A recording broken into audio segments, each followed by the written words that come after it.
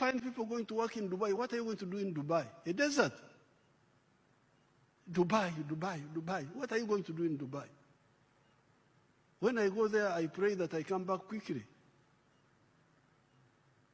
The temperature, the climate, the what? You live paradise here. This is paradise. You go to work in those places. It is inferiority complex, ignorance, poor leadership, uprooted. People who have no roots. Ne Museveni opisa abaana bo. Museveni opisa abaana bo simanyi. Oba bw'oliva abo bali babatya. Senga bw'otwe bw'wali opika Uganda ennamba eyawamu. Ku mpika gy'opika abaana bo. Wane ekirenzi wakipika n'okiwa obwa genero. Omuwala omupisa omuwadde obwa bishop.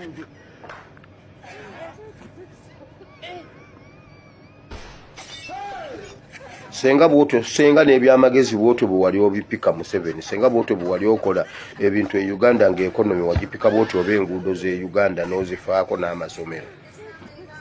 Ebintu by'opikapika tebivaawo, tebiina makulu. Muwala wali badde osooka kumuwa airtime n'aba ng'alina eyagundi ku UBC ng'abuulira enjiri ku UBC. Uganda yonna nekakasa nti omwana yasomeseza Bayibuli ono. Naye ffe abatalinayo yadde akatambi kaakamu bwe kati.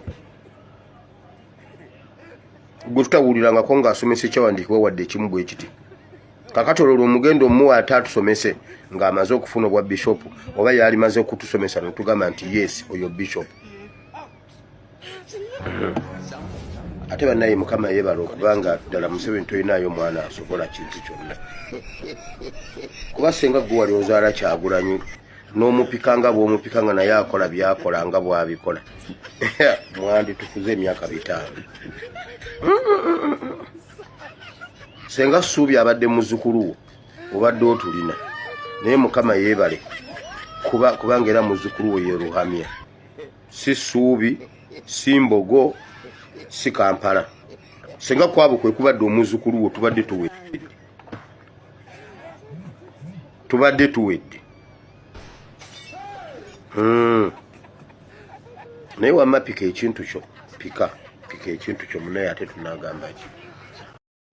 Buterevu oli ku mukutu gwa Uganda 24 media bwentyo kwensinzidde okubanga nkutuusaako amawulire gano mu bujjuvu. Ampuliriza omukulu omuvubuka gw'olaba ku sikirini yaawo si mulala amayikiddwako nga Kajoba era nga abadde akolera mu bitundu by'e Kuwait era nga abadde akola nga security guard. Kakati wenjogera bino ampuliriza omuvubuka oyo wenjogera nga ebibye ampuliriza si birungi n'akamu n'akatono. Ampuliriza omuvubuka oyo mirundi mingi azenga akola obutambi obw'enjawulo ng'alaga nti mu ggwanga Uganda ly'eggwanga erisingamu emirembe erikulembera omusajja mukulu Yoweri Kaguta Museveni olw'okuba nti ye gwawagira wamu n'ekibiina kya NRM at large. Kakati wenjogerera ampuliriza okusinziira ku tactics empya ezagenze maaso n'okuba nga ziteekebwawo naddala abaana b'enkyukakyuka nga tactics zino ampuliriza zisobodde okusucceedinga mu ntalo nnyingi mu mission nnyingi. Kakati wuliriza ampuliriza tactic y'okuba nti nno kakati abaana bagenda ku mulimu gwo ne bagenda ku kye twandiise Google review ne bagenda ku page za company gy'okolera ne bagenda maaso n'okuba nga bateekayo obubaka obukukwatako nga bakublackmailinga okutuusa bwe bakugoba ku mulimu guno oddizibweyo ewaka ku butaka gy'ogamba nti embeera nnungi gy'owaanira ekibiina kya NRM nti kikoze buli kalungi okulaba nga buli munnansi ali bulungi. Kakati abaana yenkola gye batandise okuba nga bakozesa okulaba nga bakuba buli mulwanyi wa kibiina kya NRM naddala ali ku ddungu addeyo ewaka gy'awaana nti walungi. Kakati yembeera etuuse ku muvubuka oyo Kajoba. Kajoba ono yakolanga obutambi bungi naddala nga tukyali mu kalulu ng'agenda maaso n'okuba nga avvoola omukulembeze His Excellency Robert Kyagulanyi Ssentamu wamu n'abawagizi be n'omwali ebigambo by'okubayita bafuutu bigere.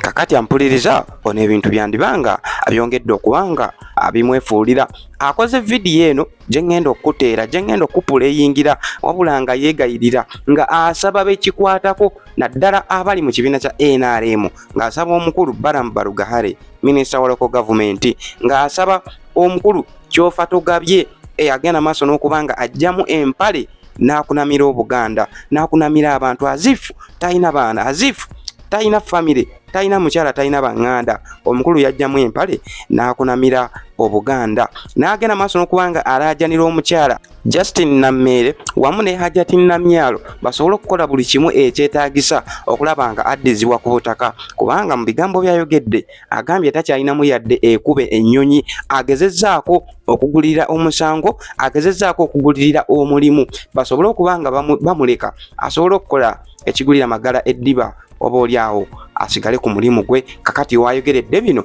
agambye takyalinamu yadde ekuba ennyonyi. Asaba ekibiina kya NRM kyazzenga asuusuuta, kyazzenga awagira ebbanga lyonna kimutaase mu mbeera eno gy'alimu, asobola okubanga bw'atyo addizibwa mu paradise nga bwazzenga agyogera ku mikutu egya TikTok.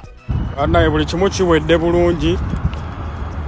Kampani maze okusayininga buli kyetaagisa. Oza kampani mugirabe mabegaawo Alimula Bricks maze okusayininga bulungi noze epapula mubiraba, mulaba epapula. Abanupu mumaze ne muwangula bambi, mumaze ne muwangula omulimu mugunemesezza, munemesezza omulimu okuwagira NRM kati gwafuuse musango, kisobola n'okugisaako omulimu gwo. So tusaba ekikwatako gavumenti mubeeko kye mukolawo. Webanga bituuse n'otulemesa emirimu tetugenda kubikkiriza ebintu ebyo bannaye. Kuwagira NRM kuba tuwagira NOP si musango bannaye. Papula zizino bannayuganda bannange, badde nsaba muntambulize akatambi kano katuuke eri Honorable Balamu Balugahara, Honorable Justin Nammere, Honorable Daudi Kabanda, Hajati Namyalo, n'abantu bonna abawagizi ba NRM.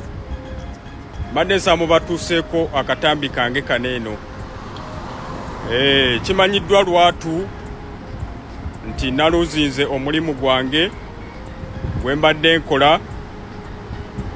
Wenjogera essaawa zineno, vidiyo eno ngikoze essaawa ziri ssaawa mukaaga n'ekitundu ez'ekiro. Kiba kitegeeza wenkoledde vidiyo eno ndabye nga embeera etandise okunkaluubirira. Bannaye essaawa zino sirina mulimu, nagobeddwa ku mulimu gwange olw'ensonga nti abawagizi ba NUP balumbaganye website za kampani yange, social media za kampani yange, ne batandika okuweerezaayo information enkwatako etali ntuufu, olw'ensonga nti mpagira gavumenti ya NRM eya President Museveni. Kampani kye yasinziddeko nengoba ngayo egezaako okuprotectinga ekifaananyi kyayo. Kampani yantaminatinze contract yange ne baŋŋamba nti tebakyanneetaaga. Naye nga lwansonga nti kuwagira kibiina kya NRM, abawagizi ba NUP bagenze ne balumba kampani yange nga buli omu mwabirabye, nga we mubiraba ebitambula ku social media. So embeera gye ndimu essaawa zineeno, Honorable Balamu, Honorable Justin Nammere, Honorable Daudi Kabanda, Hajati Namyalo, RDC Kisa kya Mukama, n'abalala bangi nnyo. Mwenna kisobola kubamalayo mwenna mannya abagizi abantu ba NRM, abayagala NRM. Ndowooza kyempita musobola okubanga mukitegeera. Kyekituufu neetaaga ku buyambi, neetaagayo obuyambi bannaye. Essaawa zino sirina yadde 10 mu nsawo. Bagenza okutaminatinga contract yange ng'ekituufu sirina yadde 10. Era simanyi kikyakuzzaako bakama bange. Mufunye meseji yange eno ne muntuukirira, ne wabaawo ekikolebwawo, nja kubeera musanyufu.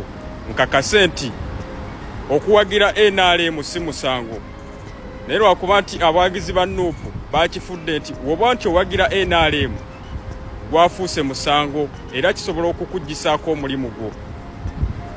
Mbadde kyensuubira nti bwe munaaba muntuukiridde nga nfunye obuyambi okuva gye muli abantu ba NRM, kubanga ekyamviriddeko okuluzinga omulimu gwange kuwagira NRM, kugezaako kudifendinga NRM eri abawagizi abo ab'ekibiina ekirala ekya Nuupu abagezangako okutanishinga erinnya lya NRM, naye ffe bwe tuvaayo ne twogera nga tubalaga nti NRM nnungi ate bo bafunamu busungu ne batandika okulumbagana wa gye tukolera, naddala abantu abali mu Middle East eno.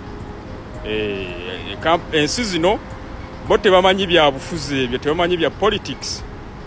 Era nawo n'abannyonnyola nti byonna bye babadde boogera si bituufu, bikyamu, tebajja kuwuliriza. Bo baagala kuprotectinga kifaananyi kya kampani yaabwe oba kifaananyi kyabwe. Kati bakama bange nkoze vidiyo eno ngikoze budde bwa kiro nga nange binsobedde, neetaaga buyambi, neetaaga kuyambibwa kuba essaawa zino eno simanyi na wakutandikira ge mazima agakaawa amatuufu. Vidiyo ngikoze na kiro ng'ekibugumu gye kirindoza mundaba engeri gye ntuuyanamu. Naye nsazeewo n'enfuluma ebweru ŋŋambe kankabirire ku bantu bange aba NRM nabo bansobola okufuna ku buyambi. Bakama bange nsaba buyambi n'obuwombeefu obw'amaanyi, kyonna kyonna kye munannyambayo nja kuba nkyeyanza bannaaye. Neyanziza nnyo, neyanzeege bannaaye. Butereevu kakati ampuliriza abantu nga Kajoba we balimanya nti famire ya Mwami Museveni eri ye famire eyakola obwakabaka obwayo nga teyagala yadde ekiyenje ekigyesembereza, nga teyagala yadde enswera egyesembereza. Abantu nga bano bajja kuddamu amagezi nti emabegakaawo mulabye omukyala Anite Amongo nga amaanyi gakozesa naddala ng'ali kulaleze NRM ng'ayogera abadde alaga teri kiyinza mutuukako olwa amnesty gy'alina eri omukulu Yoweri Kaguta Museveni. Wenjogerera Anite Amongo yejjusa olunaku lwe yayingira mu kibiina kya NRM. Wenjogerera nga Jeno Kayinde Otafire nazirwanako gwe baakuba naye mundu mu nsiko. Wenjogerera nga naye yamaze dde okubanga bw'atyo afubutuka mu ggwanga erya Uganda anoonye emirembe. Kakati bw'otunuulira Asikaali Ashirafu Kajoba eyava mu ggwanga Uganda agenda atetenkanya obulamu e Kuwait nga naye asobola okuyimirira ku intaneti ne yeetunuzaamu kamera n'ayogera ebitakwatagana naddala ku gavumenti gy'atamanyi buvuna buddo bwayo. Kakati bino bye bimutuuseeko musajja mukulu Ashirafu Kajoba. Kyokka ne baalaajanira be bano wammanga ajatinamyalo, naye kennyini nnyini agamba kakati ebigenda mu maaso mu ggwanga ebyaddala tebikyategeerekeka. Kakati yo omukulu baalaajanira bamutaase ng'alabira ddala bano be bakkowa mu kibiina ekya NRM. Saawa zino tuli bubi, ensi eyolekera kyeya, obaavu bwe bungi, sente zo bwe bukekwa, bwe butali bwafunika. Tulaba ba investors mubawa amataka ag'obwereere, ne mubawa amataka ag'obwereere ne mubajjako taxes naki ne bagenda ewaabwe mu nsi yaabwe ne baleeta cotton nga bamugja ebweru. Wano Uganda kyetwasinganga okufunamu ssente yabeeranga coffee tea cotton, naye kati ssaawa zino cotton mwamuvaako, zigranary zonna mwazisaanyaawo. Kati mwagala twogere ku biki? Tetugenda kwogera bye mwagala kuwulira bimutunyumire oba mwagala mutusibe naye tukooye. Butereevu kakati ampuliriza oyo omukyala ajatinamyalo era nga y'omu ku abo bammenta b'omukulu Ashirafu Kajoba balowooza nti bajja kukwata obuyambi bamusindikire, balowooza nti bajja kumubeererawo mu buli mbeera yonna bwe babanga nabo bakofawunda b'ekibiina abakibaddemu ebbanga eddene. Kakati nga nabo ebyo ebigambo ebibafubutukamu. Kakati olwo gweggi, kakati gwemboona Ashirafu Kajoba ogenda kubeerawa? Ate bannayuganda ndowooza tulinamu obutayiga, kuba bw'otunuulira omukyala Benita eyali yeeyita Madamu Violence n'ennaku zino ndaba takyakola butambi nga yajjonkeranga. Ono kakati oluvannyuma lw'okukomekezebwa wano ku butaka nga neeyamukima oba yalowooza Mwami Museveni ajja kwesitula agenda akime Benita n'obwa Benita bwamukime ku airport, baamusindikira kisa kya Mukama eyajjamu empale n'akunamira Obuganda n'akunamira Uganda ye mukulu ekibiina kya NRM gwe kyalaba nti yali menti okukima Benita Madamu Violence. Kakati Ashirafu Kajoba amaanyi ng'omaze okulaba ku byatuuka ku Benita amaanyi wagajjawa okusigala ng'ojjonkera abaana b'enkyukakyuka. Bafuutu bigere ntwala omukisa guno okubategeeza nti temusobola ate era temulisobola temulifuga Uganda. Ate era ntwala omukisa guno okubategeeza nti buli fuutu bigere yenna ali eyo yankoledde vidiyo olinga enjuki mu luzungu go and eat water.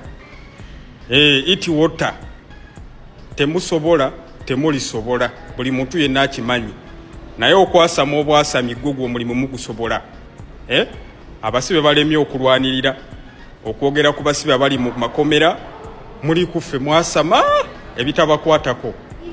Naye temusobola temulisobola. Eat water. Mulinga enjuki mu luzungu mwenna. Mulinga enjuki mu luzungu.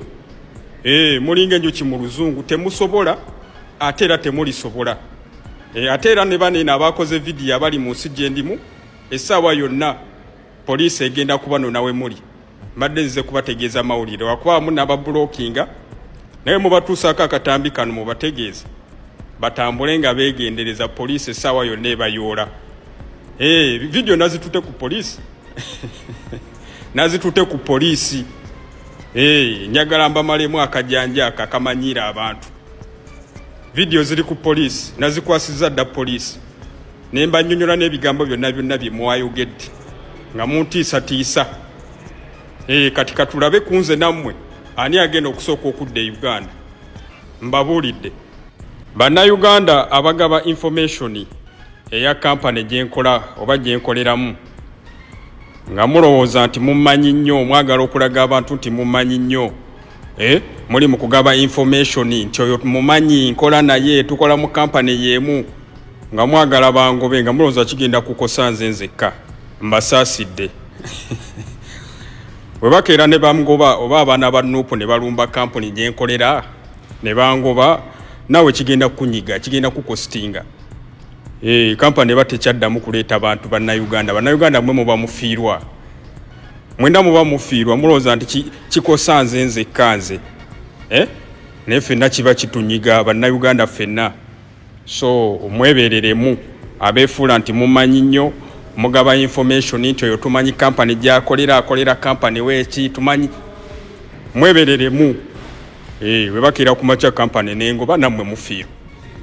Ate mulowooza baba banaddamu okuleeta bannayuganda nedda. So mwebereremu temwefuula nti mumanyi nnyo. Temwefuula nti mumanyi nnyo. Wamma abaana ba Nuupu akaliro sinabakawulira akaliro kakyabulamu. Kikyabulamu kuba ne leero nkedde ekkola tebannaba kumpita mu ofisi kubaako bye bambuuza kitegeeza tewali kye mwakoze.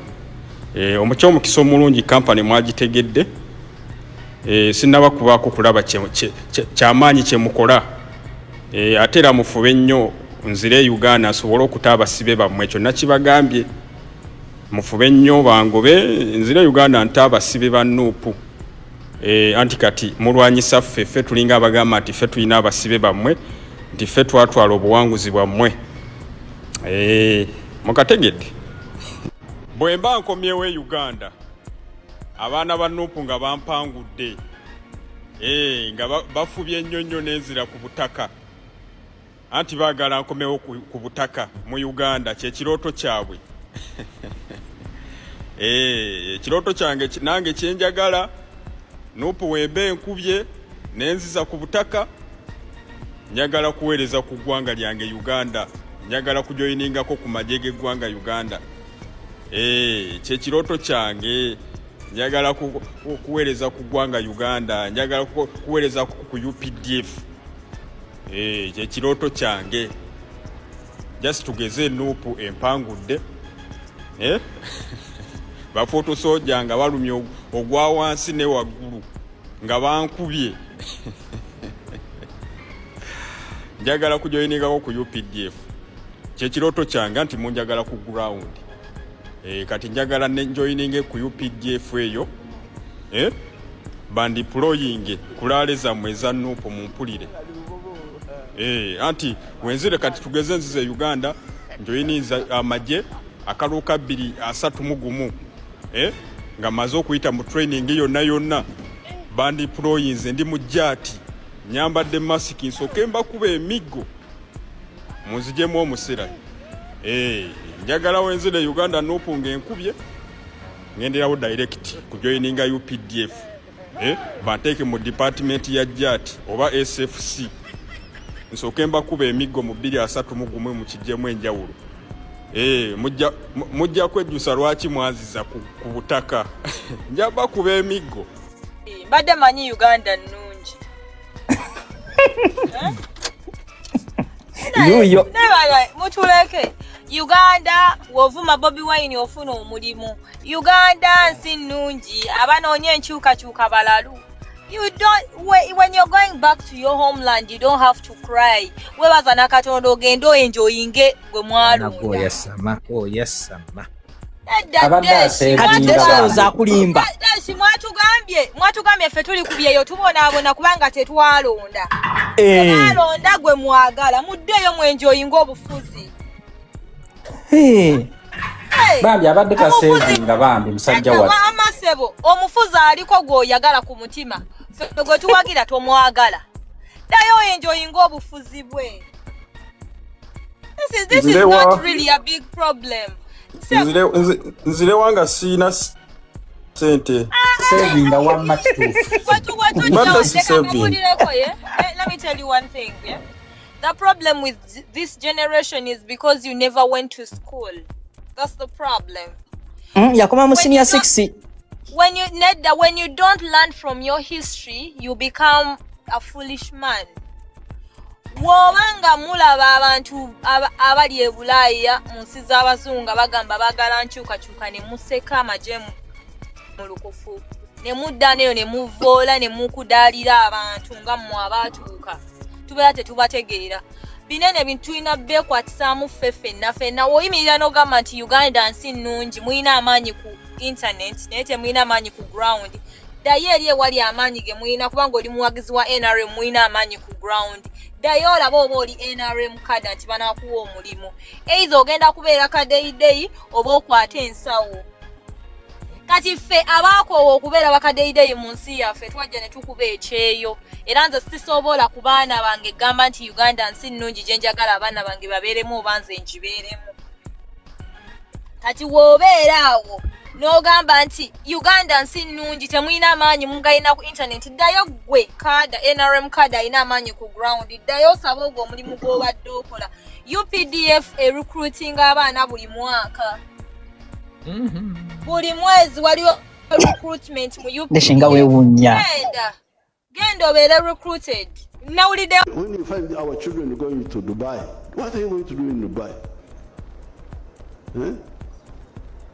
Here we have got more potential for more jobs than the Dubais can have. We've got everything here.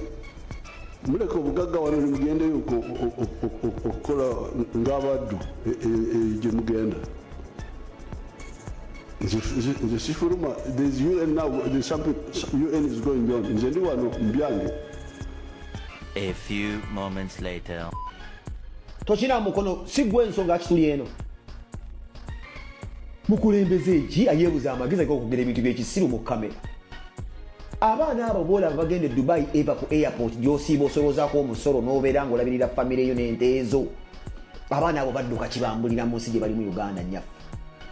Singa abaana abo balina emirimu, singa teri muntu ayabulira nsi.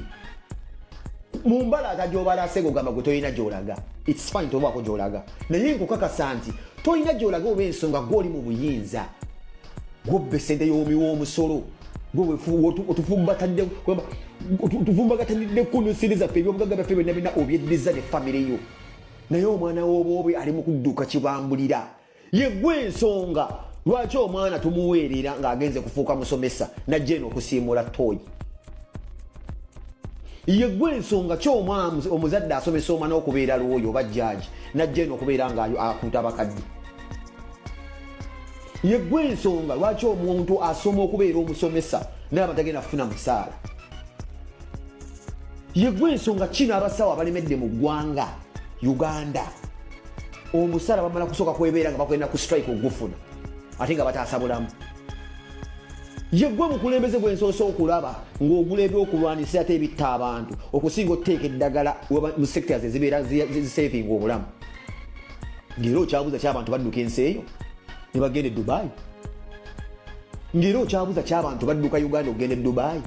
Tolina gy'olaga. Yes, wasiza ffe gw'ozirina. Ye gwe ensonga ki buli sector nfu eri decade. Kwa sente z'otudde mu uli comfortable tulina egy'olaga tolina era kugenda. Abantu bali bulungi, famire eri bulungi kubeera wagamba famire eri bulungi. Naye omwana w'omunnayuganda mu nsi gy'oli mu kufuga obwembula abonaabona y'ensonga ki n'ekyo ekisaawe kyennyininyini ekikyo kuba kikyo ky'osiima osoloozaako omusolo abaana bayitawo musululu buli ku makya bambala obukaya agenda kukola buddu. Abaana bakola obuddu mu nsi zire ez'abawalabu eno bulaya ze tuli mbazungu olw'ensonga ensonga efuze bubi. Ye anze twagala okugamba tebajja bigamba ensonga efuze bubi nti singa abantu bali basobola okukala mu nsi singa wasigala mugwe na mukazi wo. Naye bali omuwendo gw'abantu oguwaŋŋanguse gudduka ekibambuliraawo teeberezaamu abatalina busobozi kudduka. Wandibadde olabana bangi nnyo nga badduka mu nsi eyo muzeeyi Museveni n'abamu tebalina busobozi. Abo bula batindiga okugenda e Dubai olabanga okumpi be balinamu obusobozi obutonotono. Be balinamu obusobozi obwetundako ebyabwe okudduka. Ate nga bagula ebyabwe abamu babeera bantu bo. Be basirikale, be banyankole, be baminisita, be bagula kuba naate bolaba badduka bambi. Omuzadde wuuyo gwolaba ku airport nga Eva agenda ngamba mu General Museveni ssebo. Aleka ekyapa nga akisinziza baminisita oba abasajja b'abasirikale oba sinakindi abantu ba famire yo. Kugamba nga gyagenze talinayo ssuubi mboba agenda gaggawala n'okudda e Uganda talinayo waagenda kudda. Kuba kigamba ekibadde kiyinza omuyamba okugenda eno kyeyejjeeko bw'otyo bw'otufuze bwe tuli. Otufuze bubi nnyo nti n'ebintu ngeri gy'oddukanyamu ensi esesa. Nti ye gwe musajja ayinza okukwata ssente zizimba obutale bwa mibuulu n'otandikizaawo abavubuka emirimu oba bannakazadde b'eggwanga emirimu nti ye nzimbe akatale ka miliyoni oba 3 ntaddewo ko abakyala basobola okubeera bateekawo emyaliriro gyabwe batunda oba lumonde ovacado biriŋŋanya biki mo munnange abantu balina business ba small scale nga omuntu ku kkubo nozimba akatale batugambye buli kyalo singa buli kkubo kubeerako kala akatale tulina bamaama baffe abalimi nga basobola oteekawo ngamba tunoonye butya bwe tulwana entalo bwe tuba tuluwangula tusobola ntukolamu sizifan tulidakisinga ntuwithdrawinga nali nkitegeeza so si nali sibagoba mu lutalo no wabula nze ngaaludde mu byobufuzi nga sinnajja ku mutimbagano ne bwe nzize ku mutimbagano mmanyi butya bwe tulwana entalo z'ebyobufuzi mmanyi butya bwe tutandika ddi lwe tufundikira ddi lwe tulumba kati nagezaako kibasomesa naye abasinga obungi muyinza okumwakifuna mu bukyamu kati kansooke nkubuulire okitegeere muganda wange oyinza okubanga byenjogera olumbi kuyita ku mutwe nga nviiri n'ebiwa obudde ojja bitegeera waaki ebyobufuzi birimu ebyobufuzi bwemanyi nti bakiyita politics ng'ekigambo ekiri james general word politics but there is an area which is known as politics obukodyo bw'ebyobufuzi so under politics ngenda kujjira system empya gye mugenda okukozesa politics zeziriwa 1 bw'okozesa system eri mu byobufuzi nekkolera togyongerayo gikozesa nnyo bajja gikkubisa kyusa etya 1 tuli mu state gye bayita kwagamaya nti atakulekera tumulekera nawe ennyanja ekuttoomera mukimanyi bulungi obe tulwanyisa baliwo infacilitated ate basasulwa ne batabasasudde boogera amazima kati mulina bakubisa tekiniki kyempya tekiniki yiino kanjibabwa munamanyi kimulinsasula tekiniki empya yeruwa bw'okozesa ebigambo bimwakozeseza ne biwangula ebyo ng'obijjawo ng'okozesa ebirala by'ogenda okukozesa byebiruwa biri mu ngalo zo obirina mu archive lwakuba tomanyi babikozesa kale kambikuddiza mu bitegeere buli mwana yenna owa NRM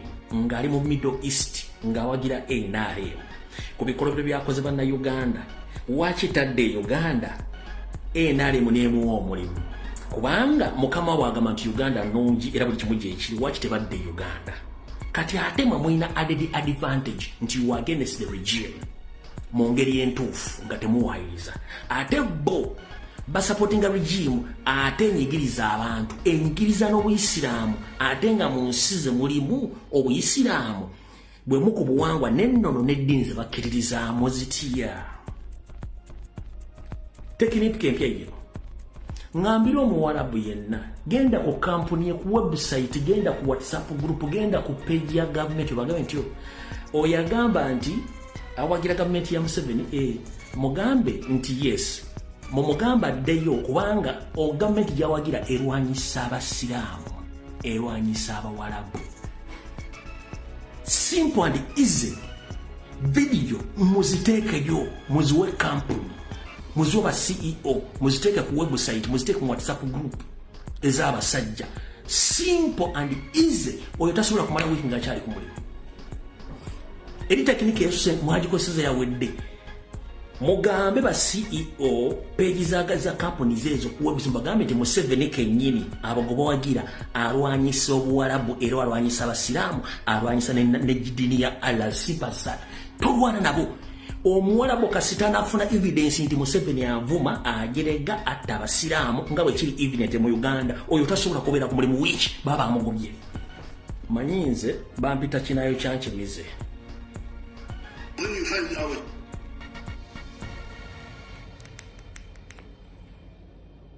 the city in Kuala Lumpur is Wangula. When you find our children going to Dubai, what are you going to do in Dubai? Huh? Here we have got more potential for more jobs than the Dubais can have. Huh? We've got everything here. Muleko Mugaga wano mugende okukora ng'abantu gye mugenda. There's UN now, there's something UN is going on. The new one beyond. Fortunately, I've got my young people in the Middle East, including Sudan. Because some of our young people, would go to some of those places and get these nonsensical ideas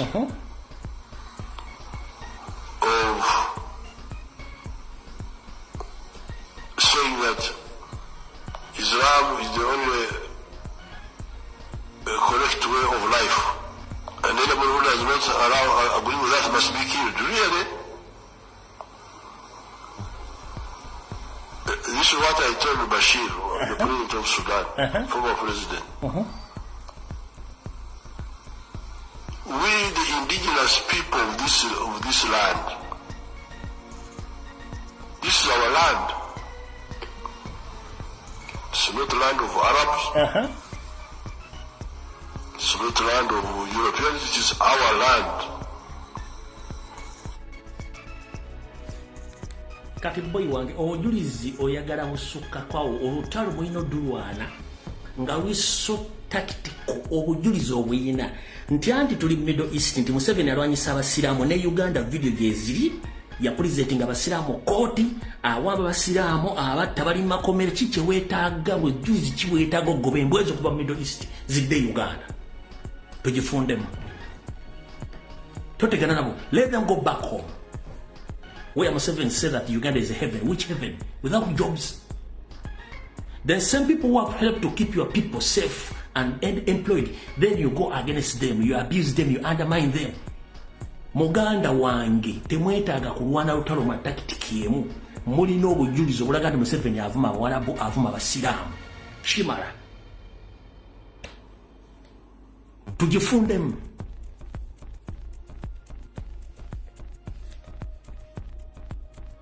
Kadiza mutegere kinadde bagambi temberera ku lutalo nga mulwasa takitiki emu buli munsi z'Abawarabu omusiraamu tayagala kumanyira ddiini ya Allah omuyisiraamu tayagala mumanyira gwe kwata bukwase videos ziteeka ziwe mukama awo ziteeka ku website y'abavubuka bali mu kusindika ebintu badde Uganda baddeyo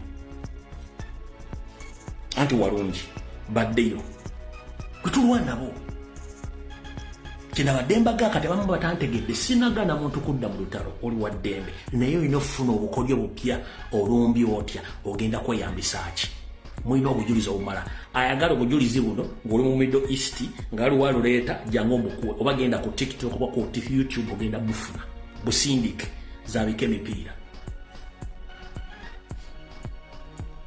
nkuongere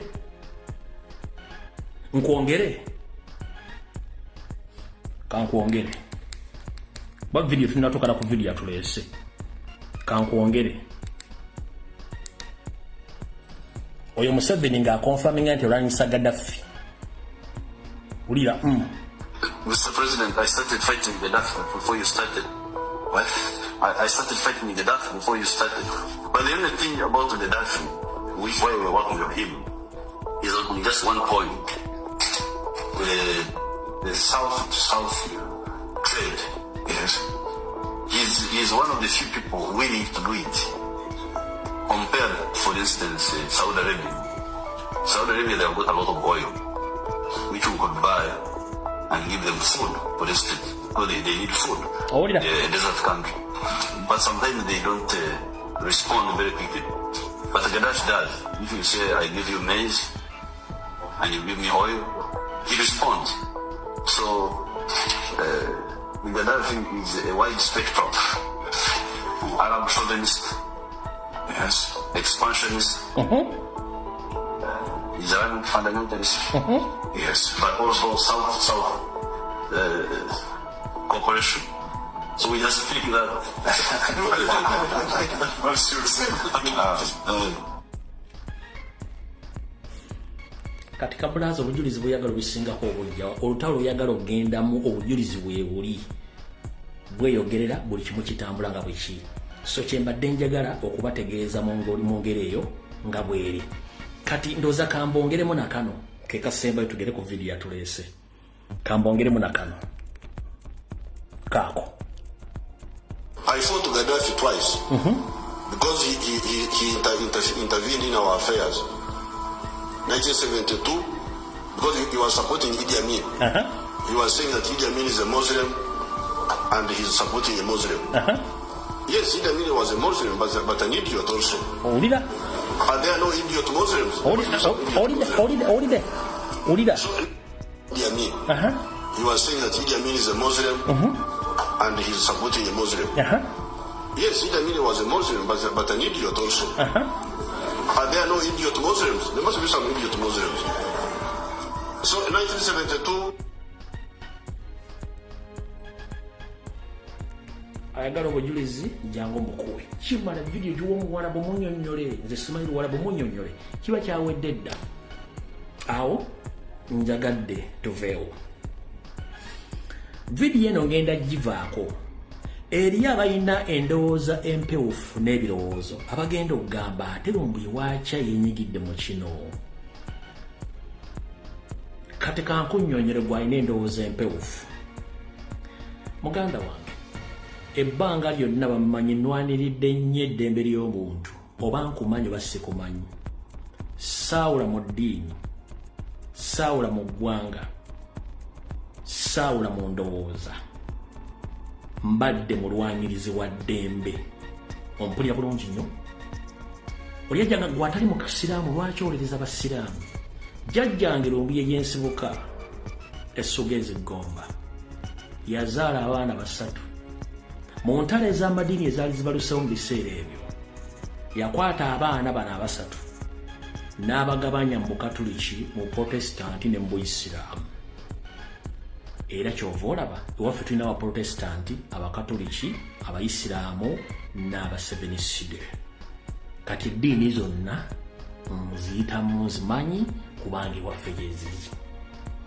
era tosobola kunga tisobola kulwanira muntu lw'okuba mbu yesi wanzikirizange nedda nabagambe enjawukana gye tulina ku nsi yateekebwawo magulu meeri so si katonda era si kwe kwagala kwe nkiddamu enjawukana gye tulina ku nsi yatondebwawo magulu meeri so si katonda n'okwagala kwe kati nze njala kugamba nnwanidde eddembe lya buli muntu yenna nga sawuddemu ddiini sawuddemu ggwanga saawuddemu ntegeera ye nanfaanana ye ate nze nkolagana nnyo n'abantu abali vulnerable, abantu abaweddemu essuubi, abamaliddwamu essuubi oba abanyigirezeddwa benkolagana nabo, kubanga buli muntu amaliddwamu essuubi kyabazzaako agamba ensi ennemerere n'abantu banvuddemu, kikyenkola ku nsi kuno lwaki leka ngiviire. Kati omuntu watuukira ku serigamba nti kanviire ensi eno yejjewo, abantu aba beetaaga keya.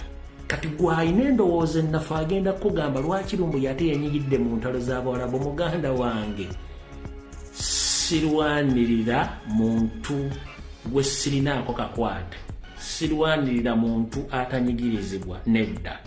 Yensonga lwaki bantu bakyannimye okuntegeera. Awo tuvuddewo era omutereevu akatambi katandise. Kati kavudde kwanjula katandise. Alright. Okusookera njala tola omukisa guno okwebaza mwenna ba comrade abadde ku social media n'abakyaliko, abagenze ku Twitter ku mitimbagano gya UN, abagenze ku website ya UN, abagenze ku TikTok okubwenyiwa ekitabo, n'abali ku ground. Mwebanyi nnyo omulimu guno akoze ate musigale nga mugukola. Results muzira bulungi nnyo. Nyongera okusaba abakulembeze ba national platform abali mu diaspora, abakulembera ebyo ebyenjawulo, bwe kuba kwekisaba kwammwe nga tulwanyisa kuteeka wansi dictator mu ngeri yonna esoboka. Mwandibadde mwatuyambyeko dda nga mwagenze ku mitimbagano egyo, mutadde buli kimu ekisaana okuteekayo okuba nti ensi zitegeera Museveni yaani n'enkola ye. Video ya leero egenda kubeera nkambwemukko era ng'owulira nti olinamu Windows atakwatagana, sooka ogyesonyiwemu. Lwaki? Ekisookera ddala, bwe nakoze video eyo yagenze viral, yatambudde era yakyankalanyiza Nyandi Yoseferi ne ttiimu ye. Baade bamanyi nti bayise Kaweevu teri agenda bategeera, naye abantu babategedde. Olwayinza okuddamu okuteeka omunnyo mu kiwundu nkinyiikize. Nzize okuteeka omunnyo mu kiwundu nkinyiikize, ensi etegeere. Lwaki? Kansooke nkunnyonnyole ate ategedde n'oyo alina okubuusabuusa. Sirwanyisa olala otunu ng'omuntu. Sirwanyisa olala otunu ng'omuntu, no. Nwanyisa ekigendererwa kye baamukozesezza okukola. I'm not fighting Olala Otunu as a person, no. I'm fighting Museveni's ideology and his hidden mission. Which mission? It's not known 100%, but we are trying to give you at least 70% of the hidden mission. One, Museveni had claimed power almost for 4 decades right now, but he had been committing crimes against humanity in Uganda. And he had been using lobbyists across the globe on the taxpayers' money to block all the files, all criminal files which were set on him in International Criminal Court, International Criminal Court of Justice, African Court of Justice, even in Uganda. He had been using people to clean his name on all levels across the globe. Right now, as we speak, Museveni knows exactly that the world knows he's the person behind all the atrocities across East and Central Africa.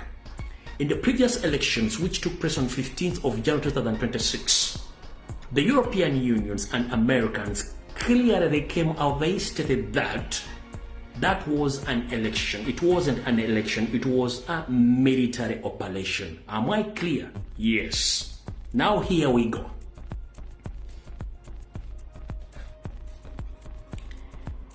It is clear and evidently that during the 80s, after Museveni waged a war against the previous governments, he won that war in 1986.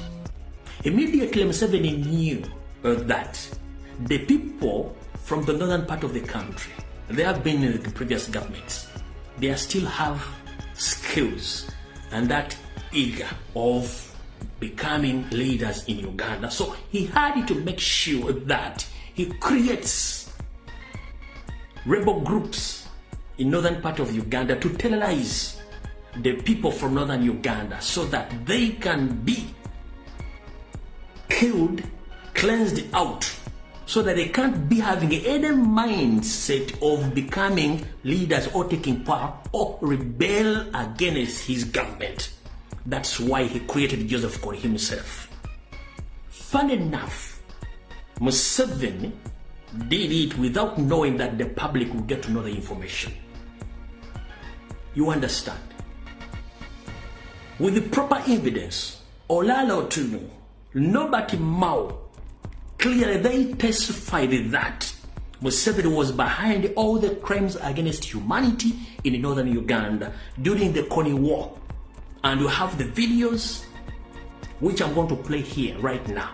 So there is no reason as to why the person who publicly came out to condemn the crimes against humanity against Museveni, the same person Museveni is using to go and stand as the president of UN so that he can help him to block all files, all criminal files against Museveni. Olala Otunu is not there because he needs that job. He was sent by Museveni to block all the criminal files against Museveni, which Olala Otunu knows exactly what Museveni did to his people. So publicly, when I came out to expose Olala and Museveni, I wasn't attacking Olala Otunu as a person, no. I was attacking Museveni's hidden mission within Olala Otunu. Because Olala Otunu betrayed his own people. What pains me most is Olala Otunu publicly confessed that Museveni killed northerners. The same person now, he was seconded by Museveni to go and stand in that position so that he can help Museveni to block all the criminal files against Museveni. That is what I'm against. Not Olala as a person, no. Because I know how Museveni operates. Fun enough, ask yourself, among all individuals in Uganda who are well qualified, why did he pick Olala Otunu, who is coming from northern part of the country? He would have picked anyone else from any other part of the country. Why? Because under Museveni's system of divide and rule, he knows that if he picks Olala Otunu, who has information against him, after convince him that is going to be backed, Olala Otunu will clear Museveni's name. And publicly can say that during that time when he confessed, I think I was biased about Museveni's political future. And the truth is, I'm very sorry about the statements which I made. I think I was somehow biased. But I think Museveni is quite clean, and he tried all his level best to stabilize the country politically, economically, socially. So I'm here because he's a gentleman who supported me to come. If he didn't want to stabilize the country, he would not have seconded me. This is my thought, according to how Museveni operates. So he picked Olala Otunu because he's one of those people. So he had to pick one of those people to stand, not from someone from any other of the country. No, he picked someone from you or from those tribes or from those areas, so that he can convince him to defend him as he does it in Uganda. He picked some Baganda, all those so-called Baganda mania, to defend him against the real Baganda. So now he had picked Olala Otunu to defend Museveni against his crimes against humanity, because he's coming from northern part of Uganda. So when the UN gets to know that this person comes from northern Uganda and is defending Museveni, this symbolizes that Museveni is clean enough. and people just blackmailing him. No, that is Museveni's tricks, system of divide and rule. So Mr. Olala Otunu, I'm not attacking you as an individual, no. Because you betrayed your own people, whom previously came out, you confirmed to the world that Museveni was the person behind the massacre of people from northern Uganda. There is a certain video which is circulating on social media. I think this gentleman called Lake Bosnik Oti was sent by Salim Saleh or Museveni himself to attack me and as well to attack His Excellency Kyagulanyi Ssentamu on what I said on my last podcast. But as you know, me, I don't fight my fellow Ugandans. I just give the right information and I expose some individuals. So Mr. Bosnik Oti, with due respect, you were a very young and energetic man. The video which you recorded, I received it and I reposted it on my social media platforms, on TikTok and on Facebook. But when I was addressing Mr. Olala Otunu, I told him that he betrayed the people of northern Uganda by accepting Museveni's offer, when he's the same person who publicly came out to confess that Museveni is the one who killed or massacred the people of northern Uganda. So that was my statement, and the statement is very clear. So for you publicly came out to warn me, the word is warning because you were warning me and His Excellency Kyagulanyi Ssentamu. But unfortunately, before you record any video addressing me or addressing His Excellency Kyagulanyi Ssentamu, I don't know where and how you implicated Robert Kyagulanyi Ssentamu. It's not the person behind this camera, it's me, because I know history and I know what happened in northern part of the country of Uganda. Mr. Robert Kyagulanyi Ssentamu, he hadn't comment or post or he hadn't done anything against Mr. Olala Otunu. No, it was me. So next time when you're addressing the public, address me as an individual. Don't address His Excellency Kyagulanyi Ssentamu. No. Leave that gentleman alone. Leave that gentleman alone. Address me. It's me who started everything on social media, not him. So next time if you're addressing the public, be specific. Because if you cross-check all his social media platform, he hadn't done or post or talk about Mr. Olala Otunu. It's me, Fred Lumbwe. You understand? So next time when you're addressing, just be picky or choose someone whom you address. Don't implicate someone who hadn't yet come out to talk about Olala Otunu. It was me. Because all along have been condemning Museveni's crime against humanity across the country, not in Uganda only. All the regions of Uganda, they are not in good terms with Museveni because he had committed crimes against the will of Ugandans. So Mr. Bosnik Otunu, I'm going to play your video and let the public decide who is who. And I'm here to tell you that I'm not against the person known as Olala Otunu, but I'm against the hidden mission of Museveni. He knows that the only person who can defend him is the person who once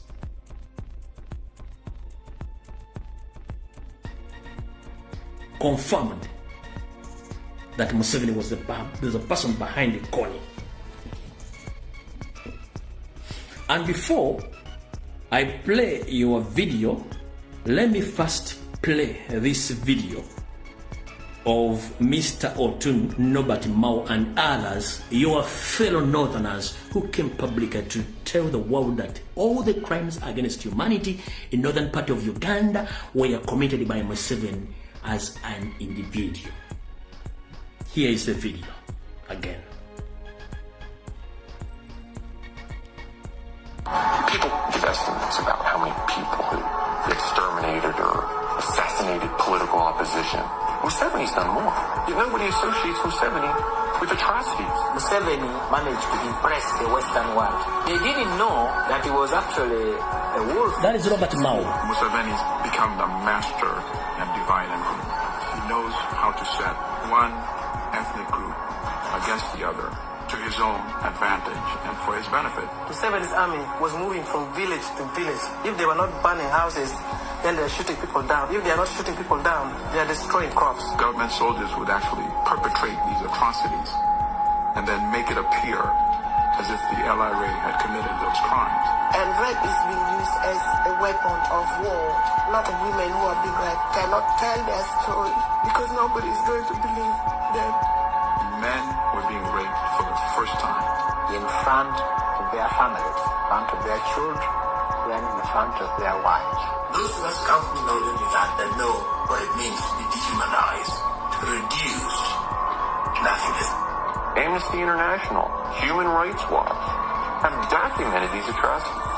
Okay. Yet, Museveni is untouchable. The shocking thing is that the government was able to forcibly displace them and not provide food, shelter, medicine, or protection. They were taken to these concentration camps in order to be destroyed. At its peak, 1,000 people every week were dying because of the conditions in the camp. Museveni and his key commanders who committed atrocities, crimes of war, crimes against humanity should be investigated, should be indicted. Who is that one? To date, nothing. Isn't Olalo too? We must not let the world forget. We must keep on telling the stories. We must keep the memory of suffering alive. No food, no hydration, sexual violence from the soldiers who were meant to protect them. That's why this was a brilliant genocide, a silent genocide, perfect crime. So, my brother, Lucky Bosnick Otunu. Those are your people from northern Uganda, not from central, not from Uganda. Although the person behind the camera watambudde n'okowanga onoonya omusawo atali mufere kankwanjulira Ssaalongo Luwangula okuveera Akayi mu Buddu mukubire ku namba y'essimu 0742849268 oba 0778644537 toweebwa oyagala mukisa ky'otunda kiremeddewo akuleetedde omuti omutunzi tanagufunako weeyune akomyawo omwagalwa mu lunaku lumu lwokka aba akomyewo ate ng'osasula omwagalwa oyo amaze kudda akwata ababbi era n'ebibbe byonna mu nnaku 2 biba bizze ng'era omubbi asasula naawe ayagala okukuzibwa beera ng'odduka wa Ssaalongo Luwangula okuveera Akayi mu Buddu mukubire ku namba y'essimu 0742849268 oba 0778644537 ng'abaana tebasoma bulungi bababbako amagezi olina ebikuba amayinja ku nnyumba ekiro babikoona luggi oyagala bakasitoma ku dduuka lyo ttaka nnyumba poloti oba mmotoka aganga amaka awamu ne bizinensi bw'omukyala atabwebwa ataganja akomyawo omwagalwawo mu nnaku 2 ogoba ku mpapula ziganya okuyitamu oyagala kuzibwa ku mulimu onoonyeza mwana ng'abuze oba oyagala kukyusa luzaalo Ssaalongo Luwangula okuveera Akayi mu Buddu mukubire ku namba y'essimu 0742849268 oba 0778644537